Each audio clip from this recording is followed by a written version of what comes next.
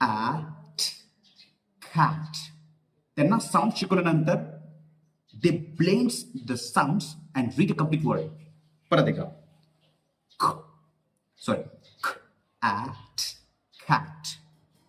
नंतर आपण आधी DOG डॉग, DOG जी आहे, DOG dog.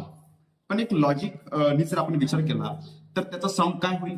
DOG Dodge. So ह्या गोष्टी काय करतात, क्रिटिकली मुलांना प्रॉब्लेम मध्ये आणतात किंवा त्यांना अडचणी फेस करायला लावतात.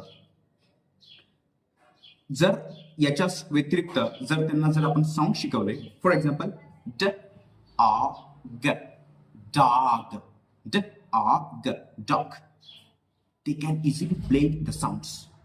ओके, आणि इझिली ते रीड करू शकतात पूर्ण वर्ड. नंतर बघा GUN गन, GUN गन आपण त्यांना असं शिकवतो. GUN जून, तो जी आहे, यू शिकवल्यामुळे त्यांना फक्त हेच माहिती आहे की याला यू म्हणतात, त्यांना साऊंड्स माहित नाही आहे. त्याच्यामुळे याची पॉसिबिलिटी जास्त आहे की ते या वर्डला जून असं रीड करतील, गुण असं रीड करतील.